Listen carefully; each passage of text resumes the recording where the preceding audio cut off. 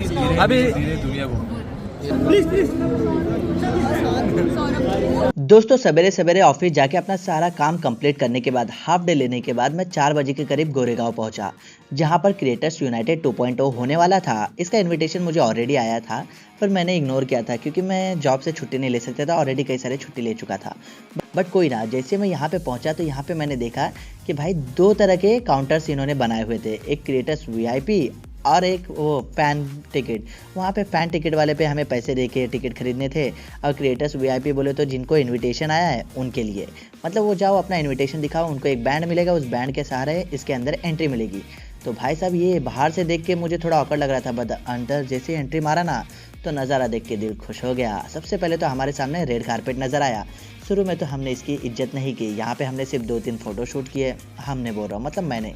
फिर बाद में जब मैं अंदर जाने लगा तो भाई साहब अंदर का नज़ारा देख के दिल खुश हो गया मेरा, क्योंकि अंदर बहुत सारे ब्रांड्स की ओर से फ़ोटो बूथ्स बनाए गए थे, जहाँ पे जाके फ़ोटो खिंचाना और उनके ब्रांड्स को इंस्टा पे स्टोरी लगा के टैग करना, जिससे कि वो हमें रिवॉर्ड्स वगैरह जो भी हो उनके तरफ से गिफ्ट हैम्पर होगा वो हमें प्रोवाइड करेंगे, या फिर कुछ कैश प्राइज़। यहाँ पे जहाँ जाओ वहाँ पे पूरा लाइटिंग वगैरह था, एक से बढ़कर एक फ़ोटो शूट करने के लिए बूथ्स बनाए गए थे, जहाँ पे जा जाके फ़ोटो लेने में ही टाइम बीत गया।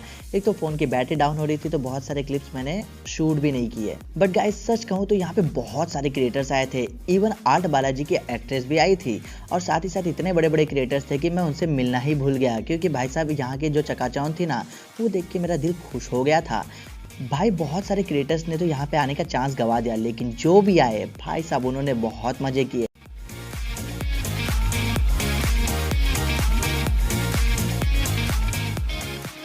यहाँ पे प्ले करने के लिए हमारे साथ बहुत सारी चीज़ें बनाई गई थी, जैसे बास्केटबॉल हो गया।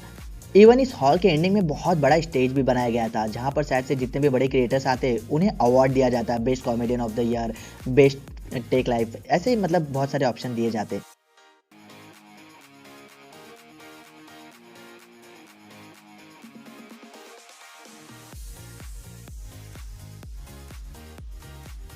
और यहाँ पे मैं आके देखा तो स्टेज पे सिंगिंग वगैरह चल रही थी।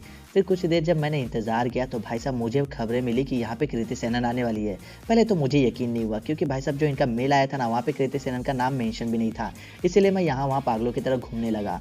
मैंने घूमते घूमते मेरी नज़र निखिल, मुंबई का निखिल पर पड़ी, तो मैंने उन्हें शूट कर लिया। उनके साथ सेल्फी लेने की इच्छा तो बहुत थी, पर भाई साहब क्राउड इतनी थी ना कि मुझे मौका ही नहीं मिला। तो मैंने बोला चलो कोई बात नहीं, नेक्स्ट टाइम मैं यहाँ पे ज़रूर खींच लूँगा। फिर मैं जाके कृति सेनन की राह देखने के लिए वहाँ पे बैठ गया, स्टेज बना हुआ था और मैं जाके सीढ़ियों पे बैठ गया। लेकिन भाई साहब कसम से कृति सेनन मेरी आंखों के सामने जैसे ही एंट्री मारी ना, दिल खुश हो गया। वो बात अलग है कि मैं उनके पास जाके सेल्फी ना ले सका, पर कोई बात नहीं, उनकी फ़ोटोज़ मैंने ली थी, जो कि मैंने अपनी स्टोरी में लगा के अपने फ्रेंड्स को जलाने का काम बहुत ही बढ़िया तरीके से किया। भाई साहब स्टेज पे कृति सेनन को लाइव डांस करते देख दिल खुश हो गया था, वो भी दिलजीत का गाना। सॉरी यहाँ पे गाना प्ले नहीं कर सकता, क्योंकि गाना अगर प्ले कर दिया ना भाई तो कॉपीराइट आ जाना, मेरा वीडियो टेकन डाउन हो जाना है। अब जैसे मैंने कृति सेनन को देखा, मैंने सोचा उसके पास जाके एक सेल्फी लूँ, पर पब्लिक भाई साहब इतनी भीड़, इतनी उत्पात मचाने लगी ना कि उन्होंने कृति सेनन को मेरे पास आने ही नहीं दिया। चलो कोई बात नहीं, फिर बाद में मैं यहाँ वहाँ भटकने लगा पागलों की तरह। सोचा चलो कुछ 2-3 जगह पे बैठ के अच्छी खासी फ़ोटो ही ले ली जाए। तो वहीं पर जैसे जैसे शाम होने लगी तो मुझे पता चला कि अब भाई सभी बड़े क्रिएटर्स की एंट्रीज होने वाली है। तो मैं भी पहुंच गया रेड कारपेट एरिया में, और रेड कारपेट एरिया में पहुंचते सबसे पहले मुझे दिखे सौरव जोशी और लक्षय चौधरी, तो मैंने इनको शूट किया। फिर भाई साहब टेक बर्नर दिखे, अनुराग, इनको तो मैंने बिग बॉस 17 में देखा था। अनुराग को देख के दिल खुश हो गया। मैंने तो सोचा कि चिल्ला के पूछ लो भाई मनावर से दोस्ती हुई या नहीं।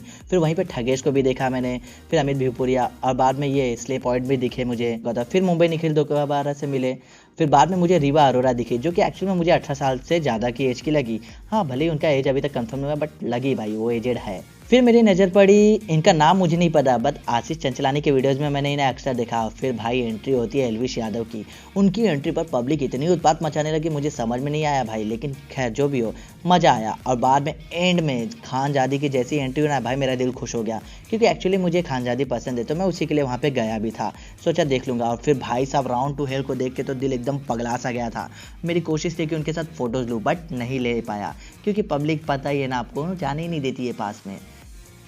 फिर बाद में मैंने टेक बर्नर को स्टेज पे बड़बड़ाते हुए देखा, दिल खुश हो गया। हाँ वो जो भी बोल रहे थे बहुत अच्छा बोल रहे थे, समझ में नहीं आया बट मज़ा आया।